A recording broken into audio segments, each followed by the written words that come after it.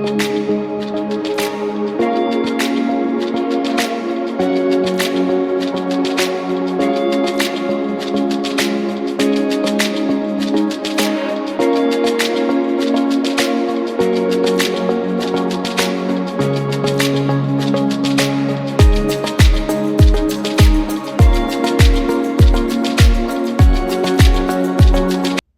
everyone, welcome back to Cosmic Life Astrology.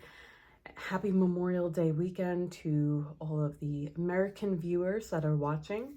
I'm going to make as long as I can, video on Jupiter and Gemini. I'm trying to squeeze this in between family time, which has been a challenge this weekend, but I did want to get this out there so people know what to expect. And can get an idea of what Jupiter and Gemini means. So overall, Jupiter does not function at its best in Gemini because it's in the sign exactly opposite of its rulership. Okay, so that means it's in its detriment. Does it mean that it's not going to be beneficial? No, not necessarily, but maybe not as strongly or not as easily as it would if it were in Sagittarius or Pisces. However, Jupiter is a benefic planet, and we do have Venus in Gemini as well, which is the other benefic planet.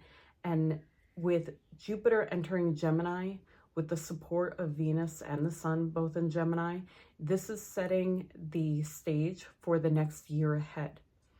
Now, for those of you who like to look back at cycles with astrology, I know I do this, and a lot of people do this to get an idea of what to expect for the coming cycle whenever we have a longer transit to consider. If you do look back at the 2012 to 13 Jupiter and Gemini transit, there is a major difference in the tone of that transit versus what's happening now and for the coming year. And I say the tone because when we have a longer transit in play, the way that planet enters a sign, you know, the kind of company it enters into when it enters a party, sets a tone for the entire party, right? Well, right now, Jupiter is entering a party where it's very welcomed. There's a lot of social and beneficial energy, a lot of harmony, and this is a very well supported entrance to Jupiter in Gemini. However, back in 2012, when Jupiter entered Gemini, Jupiter immediately faced up to the South Node in Gemini. And behind that was Venus retrograding in Gemini. So as Jupiter entered, Jupiter was hitting the South Node, which was like, whoa, wait a minute, what are you doing here? And Venus retrograde was like, we're not having a party. What are you talking about? We canceled it, okay? That's the kind of tone that Jupiter entered the last cycle in Gemini with. And so for that year that Jupiter was in Gemini back then, you may have seen that things came, any opportunities that you had, any changes that took place, they came with a struggle, especially with Venus retrograding and with Jupiter having to meet up with the South Node. And mind you, during majority of Jupiter's transit in Gemini between June 2012 to 2013, Jupiter and the South Node for 10 months out of that time were less than 30 degrees away from each other. And so that South Node was really pulling on Jupiter's energy. So you may have seen during that time that things came up from the past. Maybe people, teachers came up from the past that you needed to address something with, or you needed to learn something from. You may have needed to relearn something in order to get opportunities for expansion and growth in whatever was going on in your world during that time. Now we have the South Node in Libra, North Node in Aries. So we're talking, the nodes are in a completely different sign. okay? And we have Venus direct functioning, you know, very lighthearted in Gemini right now. And so Jupiter has more support and a happier environment to do the best that it can in Gemini, okay? Now, even though it's in its detriment, I want to point out that Gemini is a mutable air sign. It's ruled by Mercury, okay? Mercury loves to talk. Mercury is a very mindful energy, okay? And Jupiter loves the higher mind, right? And the, you know, broadening of your knowledge and your world. And Jupiter rules Pisces and Sagittarius. Both of them are mutable signs. One is mutable fire, the other one is mutable water. So Jupiter itself has very mutable energy as well. So I think the focus during this time will be that mutable energy that both Jupiter and Gemini share.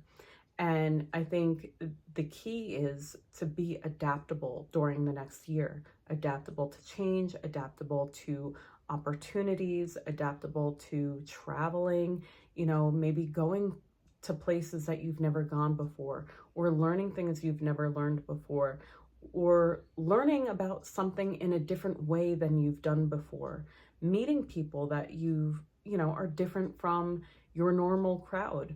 When it comes to love, this could be a time where the existing relationships could need some change and compromise, okay?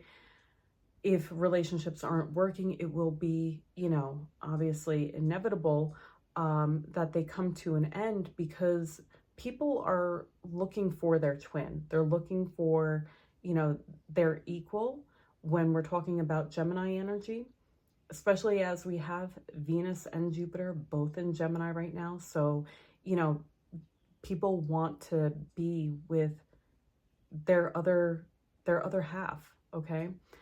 So if you're not with your other half, this is a time where you can possibly find that other half, okay? And this is definitely a positive time as long as you're willing to communicate, you're willing to learn new things, you're willing to go to new heights in any way, shape, or form. This is an adventurous kind of spirit. You know, we're talking about expanding the mind, expanding your thoughts, the way you communicate, expanding your social circle, expanding, you know, the way you move, because, you know, Gemini is ruled by Mercury. So we're talking about transportation. You could be possibly, you know, traveling to different areas, you know, maybe taking road trips more often. This is a time to do the things you haven't done, okay? Learn the things you haven't learned, you know, be open, be ready. It's a year-long transit. We have a lot of positive influences. And as Jupiter enters Gemini this weekend, we also see it trining Pluto in Aquarius. So that trine is another supportive energy for change and transformation and the ability to, you know, to change our world. Because we're talking about Aquarius, which is all about our community, who we surround ourselves with, and the broader, you know, the broader spectrum of, you know, our society, you know, if we're looking at it in the grand scheme of things.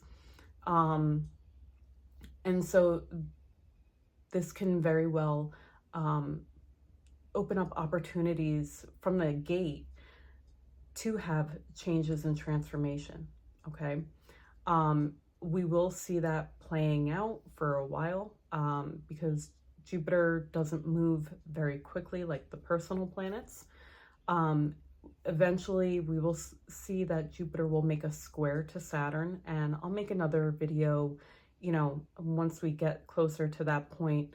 That'll be about halfway through the cycle where you'll start seeing Jupiter, you know, approaching a square to Saturn, which will essentially be like a like a laboring process, because Saturn is a planet that's known for restriction. Jupiter is a planet known for expansion. So we're talking about, you know, contractions essentially. And there's going to be this tug of war between, you know, where we need to limit ourselves and how much we're trying to expand in our world. You know, basically, this will be a time where we're forced to kind of slow it down a little bit and not change too much too quickly, and to temper what it is that we're going after. You know, Jupiter is a very adventurous energy, so we may need Saturn to kind of rein it back a little bit. But again, I will make a separate video on that when we get there. For now, we have a lot of good energy for Jupiter to be welcomed into Gemini with, and I think this will be a positive cycle. So don't compare it to the last one. It is a different tone. You know, the last one, the nodes were in different places.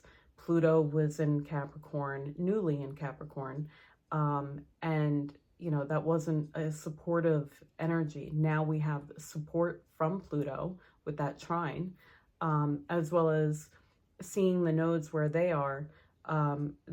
There's positive connections to the nodes, okay? So this is overall a very positive opportunity for growth, as long as you're willing to be open to new things. This is a time for it. So I hope you guys enjoyed this video. I know I kind of ran through things quickly. Again, it's a holiday weekend. I'm trying to balance time. I will make more videos every week. And we will be talking more about Jupiter and Gemini for the next year, as it starts making more connections to different planets, and you know, we see other transits happening that will be, you know, basically affecting Jupiter's energy in one way or another. So stay tuned for that. I hope you're all enjoying your holiday weekend, and I'll be back with more. Have a great one, everyone. Bye.